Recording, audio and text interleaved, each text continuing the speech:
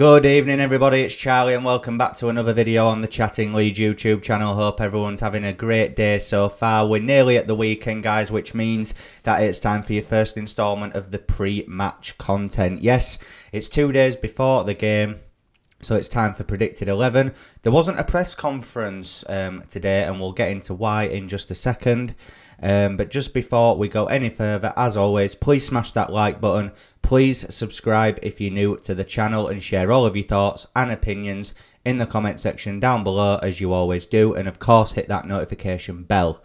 So then, no press conference today, and that is due to the complications that seem to be happening at the minute regarding Javi Gracia's work permit. Now, I was listening to the Phil Hay podcast on the way home from work, and it seems that the complications are because of the amount of time that he's been at clubs, and depending what league you've been at, determines if you get an automatic acceptance.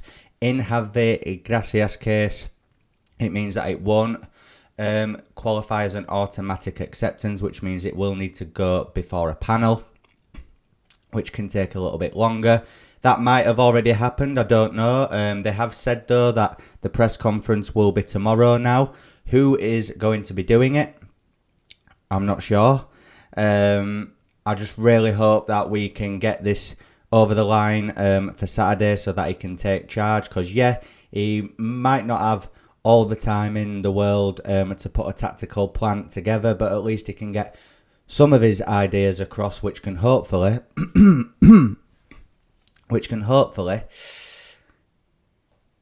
get a tune out of these players for the Southampton game, because this game against Southampton on Saturday is huge. We said it about Everton, but this is genuine now. In my opinion, if we lose this game, we are going down. I know that there'll still be about 14 games left, and I appreciate that anything can happen. And anything can happen. Leeds could still stay up regardless of what happens on Saturday. I'm not saying that. It's just how it's going at the minute. If we can't beat bottom of the league Southampton at home, I can't see where his next win is going to come from. I really can't. But obviously I will do a more in-depth preview for the game tomorrow night. So make sure that you stay tuned for that. But this is Predicted 11. Now usually we go off the information that we get at the press conference, but as that's going to be tomorrow, I'll go into a little bit of that in my preview. But I still felt it was necessary to come on here and obviously just give my predicted 11 for the Southampton game.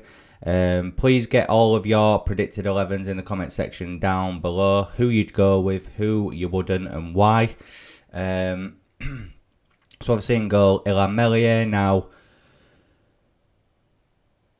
that goal at Everton last week was really, really bad goalkeeping from him. One, there's no Everton player in the box. So, like, if there had been Everton attackers in the box, you could have argued, well, he's anticipating a crossing, so that's why he's obviously been maybe that far off his line. When you look at it, there's no one there. His maybe naivety, to an extent, to not think that Coleman would try something like that. At first I thought Coleman didn't mean it, but when you actually watch the replay back, he has a look at Meslier off his line and then just thinks, F it, I'm just going to shoot, and it goes in. So he really needs to get better, and his near post is really vulnerable as well. We saw that against Man United with the Garnacho goal. We've seen it on a few occasions over his time at Leeds that he can get beaten at the near post. I do think the back four will remain the same. Obviously, Verber did have the shoulder issue against Everton. I'm not quite sure if he'll be out for this one. But again, we're going off no information ahead of this game. So I'll say that he's all right. Obviously, they brought him off at half-time, so hopefully he's had time to get that sorted. So Luke Ayling, Koch, Max Verber and Junior Firpo. Firpo and Ayling, for me, have been really good the last few games. Koch seems to be playing a lot better alongside Max Verber as well. Now, the midfield is where it gets a little bit interesting, obviously, because we don't know if Rocker is going to be back or not. If Rocker is back and available, I would go with Adams and Rocker in the pivot, with Weston McKennie just slightly ahead. I think we need to see that midfield three and how it can work and the advantages, the disadvantages. I think personally that it would work really, really well. So hopefully that can be implemented. But if Mark Rocker isn't available, then I'm afraid it will be Weston McKennie and Tyler Adams in that pivot again. In the games against Man United, I think we all got a bit blinded and thought that it worked really well. I think McKennie has attributes that can work in this team, but playing deeper in a double pivot just isn't his game. It just isn't what he's about.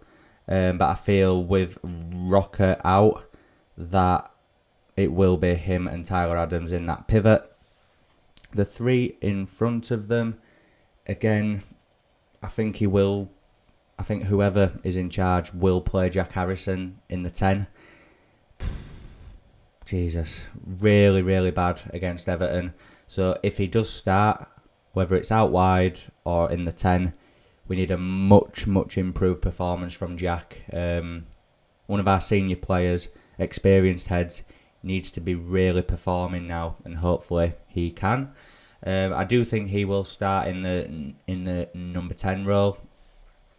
And out wide, obviously, I think it'll be Chris Somerville on the right with Gnonto on the left.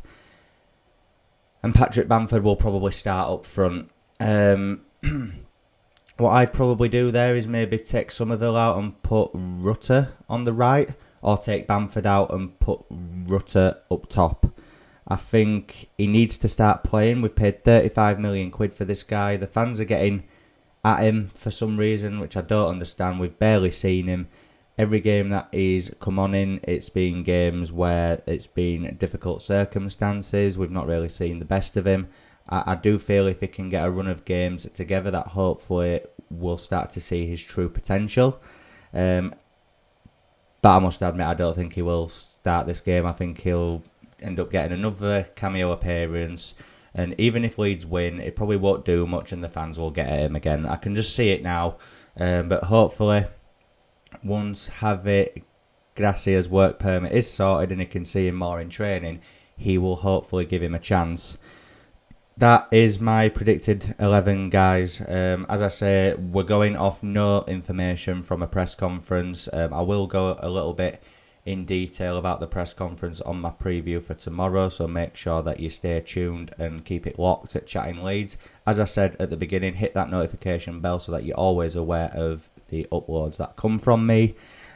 Please smash a like on the video as well. It really helps get the video out there. Please subscribe if you're new and share all of your thoughts and opinions in the comment section down below, and I'll see you in the preview tomorrow night. Cheers.